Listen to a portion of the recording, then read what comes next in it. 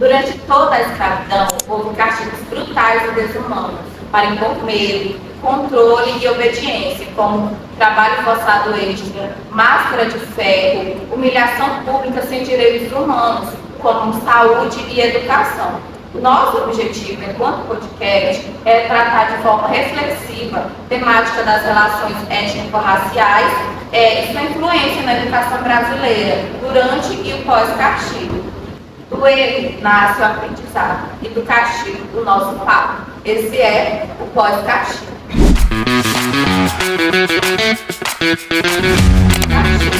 E no primeiro vídeo a gente vai fazer uma entrevista com os alunos do curso de licenciatura em Química, Luiz Campos Bacabal, o Alan Patrick, Murilo Renê. Muito obrigada pela presença de vocês. E a gente vai falar sobre a democracia racial, que é um tema que vem sendo debatido muito, principalmente no Brasil, se há essa igualdade racial, se a miscigenação traz isso de igualdade racial, e a gente vai conversar um pouco sobre isso. E para iniciar, eu queria falar em relação que o Brasil, como eu já falei, diz, tem muito essa democracia racial, mas como é que isso ainda define tantas oportunidades para tantas pessoas baseadas na cor de pele? Bom, a democracia racial, ela funciona aqui no Brasil como uma cortina de fumaça, porque logo se diz que no Brasil ele é uma mistura harmônica, né, uma democracia racial, mas na verdade, na prática, isso não ocorre. Um exemplo que eu vou trazer aqui é sobre as cotas nas universidades públicas. O que acontece? Existem as cotas de ampla concorrência, que são pessoas de diversos lugares, de escola particular, às vezes até escola pública. Só que existem também cotas para pessoas pretas, né? Pretas, pardas. Só que nesse caso, o que acontece é que existe esse tipo de cota e as pessoas elas se criticam, elas falam: existe cota, por que existe cota para eles? Quer dizer que existe cota porque eles não têm capacidade de pensar só pelo fato da cor? Mas não é isso. Existe a cota por conta de uma história que vem lá atrás, que é da escravidão. Né? E eu trouxe até uma frase que é bem interessante sobre esse assunto, que é: o racismo ele é uma estrutura, um conjunto de práticas, hábitos, situações e falas embutidas nos costumes e nas instituições. Isso quem fala é o Silvio Almeida, que nessa frase, quando ele fala sobre nas práticas, e como eu falei, na fala é uma coisa muito bonita, a gente consegue ver até no Instagram, qualquer tipo de rede social, que eles falam muito bonito sobre democracia racial, mas a prática é sempre outra. É como diz, né, as pessoas que falam bastante sobre isso, são as que mais praticam o racismo. Não sente na pele, né? Isso. E realmente, o tema das cotas vem sendo bastante debatido, principalmente na atualidade, e a gente vê que até hoje existe muita questão das oportunidades para pessoas, vai muito, por exemplo, da cor de pele. Então a gente consegue visualizar a necessidade sim das cotas, não porque as pessoas não merecem, porque as pessoas não estudam, não, mas pelas oportunidades que elas têm que enfrentar desde muito pequeno. O mito dessa igualdade racial é muito confortável para as pessoas elas consideram, né, que há essa harmonia, há essa discriminação que não é necessário, como foi o caso do Alisson, as cotas, muitas pessoas criticam. Então, como você considera, Murilo, essa relação de ser confortável para as pessoas falar em relação à democracia racial? Fica muito fácil para nós, pessoas, parar de falar sobre um certo assunto, porque vai incomodar a parcela da população. Se eu falasse de determinado assunto, com certeza incomodaria o meu colega, mas podemos falar normalmente sobre isso, mas o que acontecendo geralmente, nós, como pessoas, nos calamos para certos assuntos importantes. Isso não pode acontecer. Tipo, democracia racial, como ele falou, é uma cortina. Isso não quer dizer nada, democracia racial. Só porque seja esse nome bonitinho, não quer dizer que seja aplicado na vida real. Gente, quando nós vamos para o prático, não há muito preconceito estrutural, racismo, tudo. Silvio Andrade fala isso, que no Brasil há um preconceito estrutural, há um racismo impregnado na nossa cultura, no nosso dia a dia, porque nós somos educados assim desde sempre, desde o início, quando os portugueses vieram para cá. Então, desde sempre estamos passando por isso. A democracia racial não quer dizer que seja algo perfeito, mas a ideia é que seja algo perfeito, mas nós estamos muito longe disso. É uma coisa que não existe de fato, é um mito, né? Porque Isso, não existe essa democracia. Porque não existe uma democracia racial.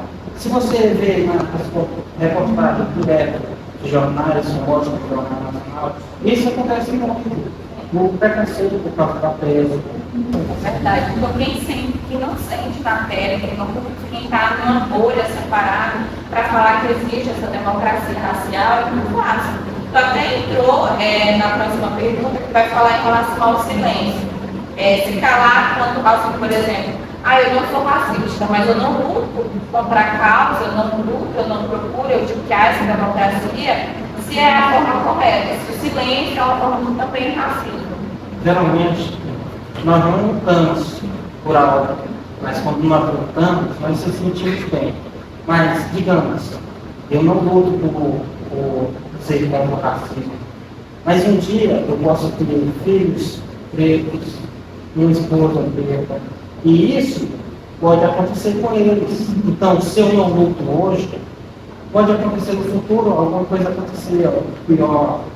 Sem contar que acontece com todas as pessoas ao redor, né, e que a gente convive, enfim, ser humano. Por isso eu acho justo a gente lutar por coisas boas que influenciam as outras pessoas, trazendo educação, respeito, igualdade. E é o que deveria ser abrangido na nossa Então você sociedade. considera que se calar enquanto racismo, não lutar, também é uma forma de racismo? Sim, porque no momento que a gente se cala, nós fechamos os olhos e se fazemos de cego. Sim. E isso provavelmente vai prejudicar o mundo. Então, no momento que você se cala, você deixa de dar sua opinião sincera sobre o assunto. Eu também concordo com essa parte, porque o racismo ele é velado. Porque ele não acontece só na fala de ficar usando termos pejorativos, né? Mas sim, ele acontece no olhar. Ele acontece numa negação de emprego, pessoa. Porque tem, ainda hoje no século XXI, existe patrões que não contratam a pessoa por conta do tom de pele dela. Acontece isso sempre. Na rua, acontece quando as pessoas passam por uma pessoa que ela é de tom de pele negro, ela já fica logo pensando se ela vai ser assaltada, se ela acontece, pensa sempre no pior, né? Então o racismo não é só a fala, o olhar, as atitudes. Vocês consideram que esse mito da discriminação, dessa democracia racial é um disfarce ao racismo? A luta contra o racismo? Sim, porque, como falamos de discriminação, estamos falando algo simples, ideológico. Se é ideológico, não podemos fazer de discriminação completa. Se não é completa, acontece. Quando falamos de discriminação, a discriminação é o quê? Vários povos, várias culturas, várias cores, várias pessoas diferentes.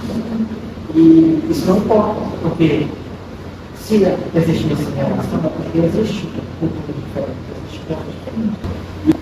Bom, a discriminação é uma forma de responder à desigualdade no Brasil. Historicamente, nossa sociedade tem feito que tem enxugado usando a discriminação como desculpa para praticar certos atos impróprios e não são permitidos pela lei. Usando essa ideia de discriminação como uma desculpa para dizer que tudo é saudável no nosso país. existe essa igualdade, né? Existe No caso, uma não, maioria. não existe. Eles dizem que a gente essa comunidade não existe, porque se o povo, digamos, o Japão, lá, só tem branco, já antigamente vai ter uma pessoa preta lá. Mas lá, eles foram refugiados por causa da cultura deles. E eu vou citar um autor que ele fala sobre isso, ele é afro-brasileiro. Ele, segundo ele diz que a miscigenação foi transformada em uma ideologia para negar o racismo e dissolver a identidade negra. No caso, ele retrata isso como se a miscigenação fosse só uma desculpa para poder rebaixar a sociedade negra. Segundo ele praticamente concorda, porque são coisas diferentes. Não quer dizer que só porque um parceiro miscigenado, ele seja perfeito e não já nasceu. E, para a gente finalizar, eu gostaria de perguntar para vocês como vocês acreditam que esse mito da democracia racial ele influencia a forma como o brasileiro vê as pessoas, os seus comportamentos? Como vocês acreditam que isso acaba transformando o pensamento brasileiro? Bom, ele cria uma identidade de falsa bondade. Quando se fala sobre identidade de falsa bondade, isso quer dizer que, como eu tinha acabado de citar nas perguntas anteriores, a falsa bondade é que na frente das pessoas, dos holofotes, as pessoas falam, defender democracia racial, essas coisas.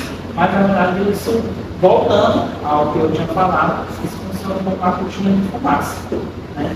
Porque sempre existiu, mesmo que exista uma lei que possa ajudar, mas ainda assim, no dia de hoje existe. Vou fazer uma citação, que eu assisti uma novela, e isso acontecia realmente, retratava algo que acontecia lá no passado, que é uma mulher que ela era cantora, e ela era uma cantora negra, ela cantava muito bem, só que as coisas, o cara que organizava isso, ele colocou uma mulher branca lá para poder cantar.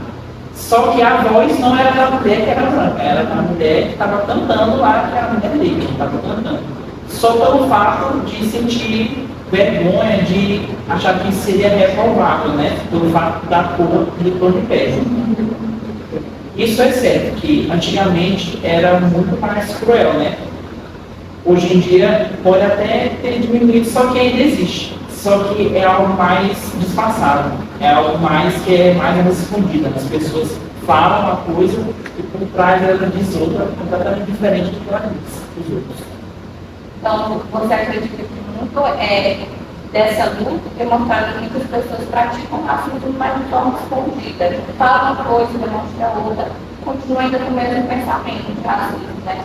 Então, vocês acreditam que a gente, enquanto brasileiro, tem que de fato lutar por isso, todos nós, e que não acreditar nesse mito da democracia racial que não existe, que é uma luta de todos nós, né?